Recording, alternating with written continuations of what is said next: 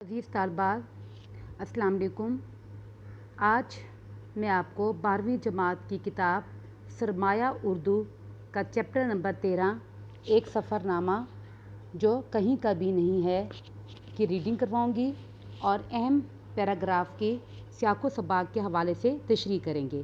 पिछले लेक्चर में मैंने आपको इस सबक के मुसन्निफ़ इब्ने इंशा का तारुफ़ करवाया था कि इब्ने इंशा एक मशहूर शायर, कालम निगार, नक़ाद, सफ़रनामा निगार और मज़ाह निगार थे।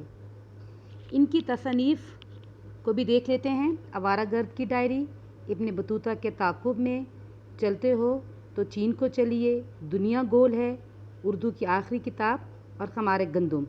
जहाँ तक इनके शायरी के मजमूओं का ताल्लुक़ है, इसमें चांदनगर, इस बस्ती के एक कोचे में, दिल वहशी जो है वो मशहूर है। जदीद उर्दू अदब में इब्ने इंशा कई हैसियतों से मुमताज़ हैं। सफ़रनामा निगार के हवाले से भी उनका एक अहम मकाम है। एक सफ़रनामा जो कहीं का भी नहीं, इसमें वो दरअसल अफ़गानिस्तान के सफ़र का ज़िक्र करते हैं। मुख्तसर पिछले लेक्चर को देख लेते हैं। मुसन्निफ़ बताते हैं कि आज सुबह जब हम अफ़गानिस्तान के शहर काबिल के लिए रवाना हुए थे, रात का अंधेरा अच्छा था, इसलिए अब हम काबिल ना पहुंच सके। पहले तो हमें रावलपिंडी में खासी ताख़ीर हो गई, फिर पेशावर से रवाना होने में देर हो गई। आखिर बड़ी मुश्किल से हमारी रवानगी पेशावर से हुई।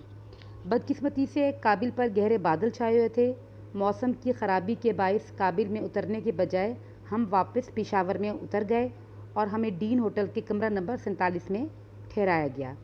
इस होटल के ज़ाहरी हुलिये से ज़ाहिर हो रहा था कि वाकई किसी चे वो अंग्रेज़ बहादुर की मलकियत रहा है और ये अपने ज़माने के खूबसूरत और पुरअसाइश होटलों में से एक होगा।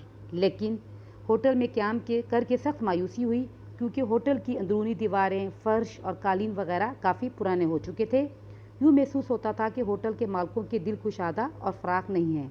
जब हम पेशावर से दोबारा काबिल जाने के लिए रवाना हुए तो फिर उनकी मुलाकात वहाँ पर एक अधेड़ उम्र के बुज़ुर्ग से होती है, जो कि लंबी सुर्ख दाढ़ी है और सर पर जो कंघी से बेनियाज बालों का झाड़ खड़ा है, यानी कि गंजे हैं दरमियान से, और सर के दोनों साइड पर थोड़े थोड़े बाल हैं। उन्होंने फूलदार वास्किट पहनी हुई थी और उनकी सज धज जो है बड़ी खूबसूरत थी, यानी कि बड़ा नफीस और साफ़ सुथरा बंदा मालूम होता था। हम पीआई के काउंटर पर अपना टिकट दिखा रहे थे तो हमारे पास आए और मुस्कुराते हुए बोले कि ये SAS यानी कि स्कैंडिनेवियन सर्विस का टिकट कहाँ से आया। हमने बताया कि यूनेस्को की तरफ से हमने ये सफ़र इख्तियार किया है। UNESCO United Nation scientific and cultural organisation को कहते हैं और उसकी तरफ से ये जब वो एक दौरे पे जा रहे थे, जो कि इनका खालिस्तान जब वो गवर्नमेंट का दौरा था, तो डॉक्टर गुलबर्ग भी इसी यूनेस्को की तरफ से वहाँ आए हुए थे। तो बातों बातों में मुसन्निफ़ डॉक्टर गुलबर्ग को बताते हैं कि मैं आपके वतन की ज़ियारत जो वो कर चुका हूँ, यानी कि मुसन्निफ़ जो वो डेनमार्क जा चुके हैं। और वो कहते हैं कि मैंने वहाँ पर कोपेनहेगन, जो कि डेनमार्क का दारुल हुकूमत है, और अल्सेनूर भी वहाँ का एक जो शहर है, तो कहते हैं मैं वहाँ जहाँ हेमलेट का किला है, ये तमाम चीज़ें जो है वो इब्ने इंशा बताते हैं डॉक्टर गुलबर्ग को कि मैं आपके वतन की देख चुका हूँ। तो इस पर डॉक्टर गुलबर्ग बड़े अफसोस वाले अंदाज से बोले कि मैं सारी उम्र डेनमार्क में गुजार कर अल्सेनूर आज तक नहीं देखा। तो इस पर मुसन्निफ़ जो है वो उनकी ढारस बंधाते हैं और कहते हैं कि कोई बात नहीं, मैं भी कराची में आधी से ज़्यादा उम्र गुजर चुकी है, लेकिन मैं अभी तक जो है वो कराची ख़ास तौर पर जो मरा मंगू पीर है जो वो वहाँ तक नहीं गया। इससे ज़्यादा मुसन्निफ़ ने बात ना की, क्योंकि क्या मंगू पीर और कहाँ अल्सेनूर। अब डॉक्टर गुलबर्ग जो थे वो दवा और दारू दोनों के डॉक्टर थे, लेकिन नुस्खों के अलावा किताबें भी लिखते थे और यही हमारी उनसे दोस्ती की वजह हुई। उन्होंने बताया कि इनकी किताब स्कीमो जो है वो डॉक्टर गुलबर्ग की किताब है, जो जिसमें उन्होंने जो है वो ग्रीनलैंड, जो कि डेनमार्क का एक जजीरा है, वहाँ जाते हैं और वहाँ के बाशिंदों, उनकी ज़बान और उनकी माशरियत पर इन्होंने ये किताब लिखी, तो उसका जो वो जिक्र करते हैं। और उन्होंने बताया कि इनकी किताब स्कीमो डॉक्टर्स बरतानिया और अमेरिका के अलावा कई मुल्कों में छप चुकी है।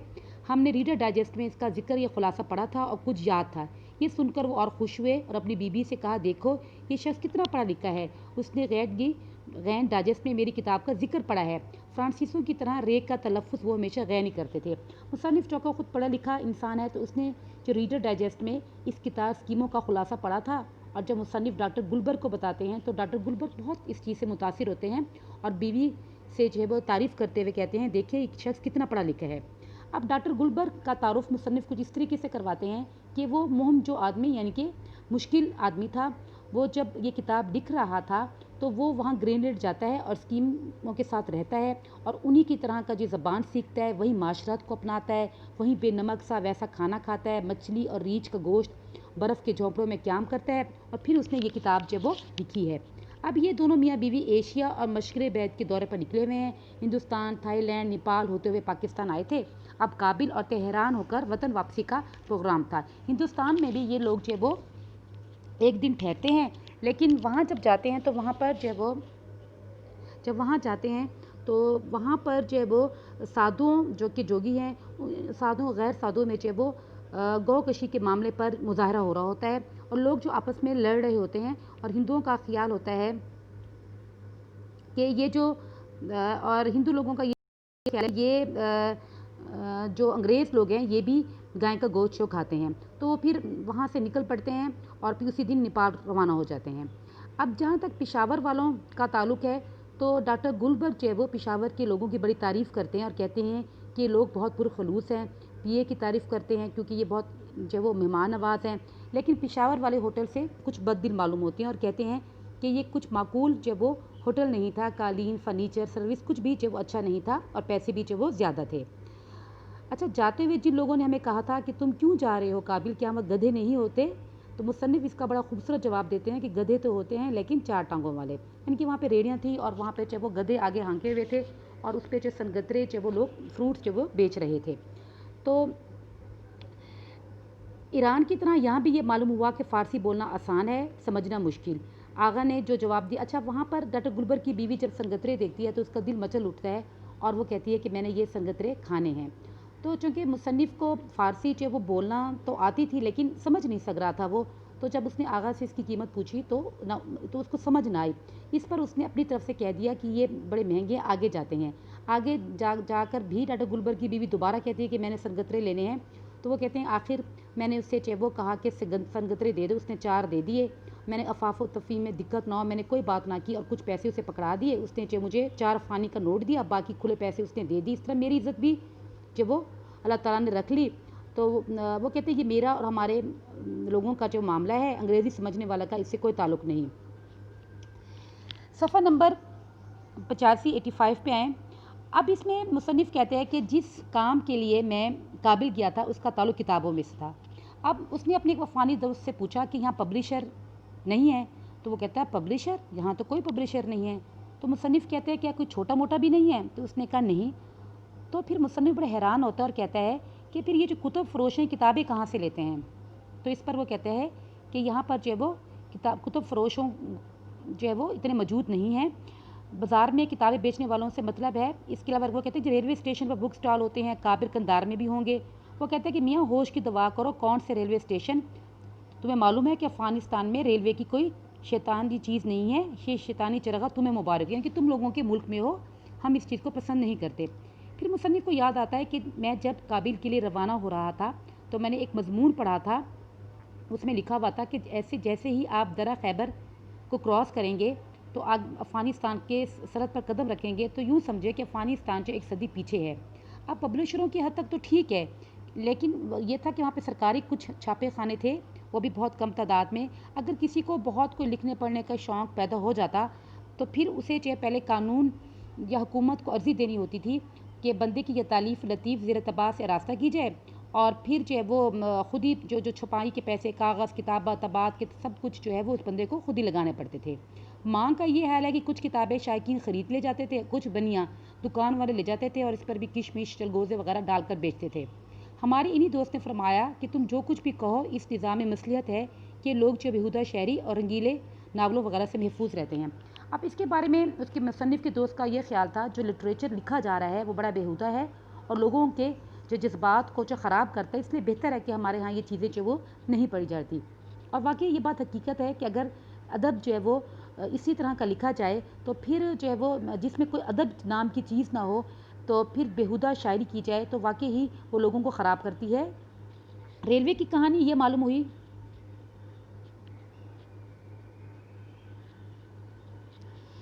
कि शाह अमानुल्लाह ने अपने ज़माने में दारुल अमान नाम की ताज़ा बस्ती जो वो बसाई थी।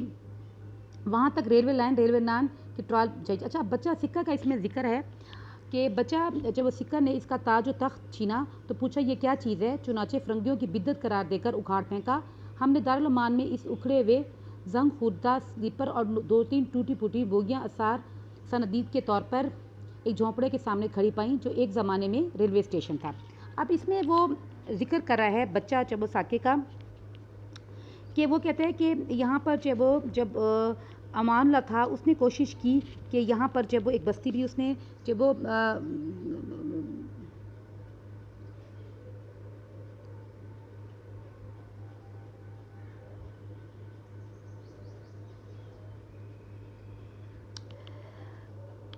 बनाई और उसने जो रेलवे का इंतज़ाम भी जो वो किया। लेकिन वहाँ पर जो वो क्योंकि शाह अमानुल्लाह अफ़गानिस्तान का एक रोशन ख्याल बादशाह था, लेकिन उसके इस जो वो चीज़ को जब वो नापसंद किया गया तो जो बच्चा सका था उसने हालात से जब वो फ़ायदा उठाते हुए हबीबुल्लाह खान के लक़ब से हुक्मरान बन गया। उसने लोगों से रेलवे लाइन के बारे में पूछा तो इस रेलवे लाइन को अंग्रेज़ों की शरारत करार देकर उखाड़ फेंका। अब जो आखिरी पैराग्राफ है इसमें जो दरिया काबिल का जिक्र है वो कहता है मुसन्निफ़ ये शहर के दरमियान में बहता है और हमारे होटल से कुछ दूर था, लेकिन दरिया लफ्ज़ के इस्तेमाल के लिए हमने दरिया सतलुज, दरिया सिंध, दरिया गंगा और जमुना, वो कहते हैं इसका जिक्र तो कर सकते हैं, लेकिन इन दरियाओं के सामने जो माजरत खां हैं कि दरिया काबिल जो है वो सिर्फ नाम का दरिया रह गया है। पानी की मिकदार इसमें जो बहुत कम है, इससे तो कहीं ज़्यादा मिकदार जो वो नदी नालों में है। और सुना है कि गर्मियों में बर्फ़ पिघलती है तो दरिया काबिल की नाताकती कुछ दूर हो जाती है। दीवार पर से नीचे झांके तो दरिया की गरीब नवाजी का नक्शा नज़र आता है। यहाँ एक जब वो बुढ़िया कपड़े धो रही है, थोड़ा आगे इसमें बच्चे नहा रहे हैं और आसपास के वालों को कूड़ा फेंकने का बड़ा आराम है। टोकरी उठाई और दरिया में झाड़ दी। यही दरिया जो प्यासों की तशनगी भी रफ़ा करता है, क्योंकि ना ही से को छोड़कर पुराने शहरों के घरों तक पानी के पाइप ले जाने का कोई सिलसिला नहीं। अलबत्ता कहीं कहीं नलके हैं और मोहल्ले वाले जो बारी बारी मिट्टी के मटकों से जो वो पानी जो वो भरते हैं।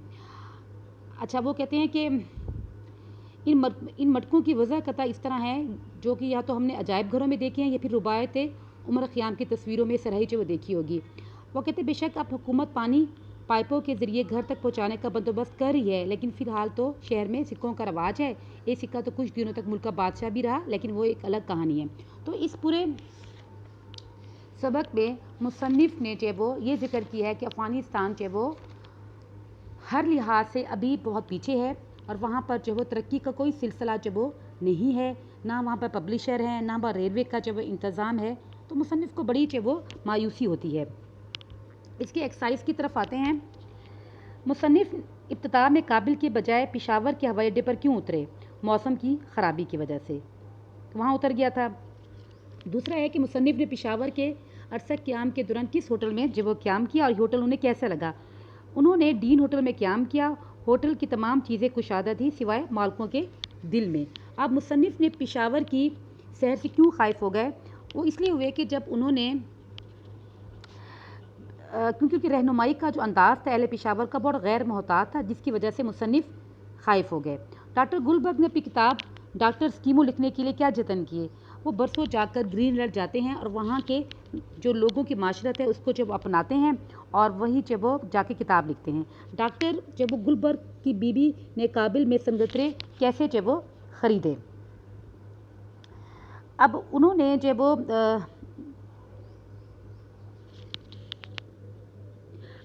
मुसन्निफ़ ने जब वो संगतरे उनको ख़रीद दिए और जब वो बहू का जब वो तोल का कोई पता जब वो उनको जब वो ना चला, जो कुछ मुसन्निफ़ इकबाल की तरफ इशारा करके कहा कि इसे इतने संगतरे दे दें, उसने संगतरे तोल दिए। चूँकि इन्हें ज़बान समझ में ना आती थी इसलिए कीमत पूछे बगैर 10 का फ़ानी नोट दे दिया। संगतरे वाले ने 4 फ़ानी रेज़गारी काट कर बाकी रकम जो है वो वापस कर दी। मुसन्निफ़ ने काबिल जाने से पहले अफ़गानिस्तान के बारे में जब वो क्या पढ़ा था? मुसन्निफ़ ने पढ़ा था कि इधर आपने दर्रा खैबर के पार अफ़गानिस्तान की नई सरजमीन में कदम रखा, उधर एक सदी पीछे पहुंच गए। अफ़गानिस्तान में जब वो पब्लिशर یا بک سیلرز کیوں نہیں ہوتے؟ اس لیے کہ وہاں کی حکومت کے محکمے سرکاری جو طباع خانوں میں کتابیں چھاپتے ہیں، قارئین کی تعداد بہت کم ہے. کچھ کتابیں شائقین لے جاتے ہیں، کچھ بنیا لے جاتے ہیں جس میں وہ کشمش اور چلگوزے وغیرہ وہ بیچتے ہیں. افغانستان میں ریلوے لائن کیوں نہیں ہے؟ شاہ امان اللہ نے اپنے زمانے میں ریلوے لائن وہ بچھائی تھی جسے بچہ سکہ نے اکھاڑ پھینکا. یہی وجہ ہے کہ افغانستان میں ریلوے لائن وہ نہیں ہے. امید ہے کہ آپ کو لیکچر سمجھ آ گیا ہوگا. اب اس میں سے سبق میں سے آپ کے پیپر میں 2 سوال آتے ہیں. ایک خلاصہ آتا ہے سبق کا اور دوسرا سیاق و سباق کے حوالے سے وہ تشریح آتی ہے. شکریہ. اللہ حافظ.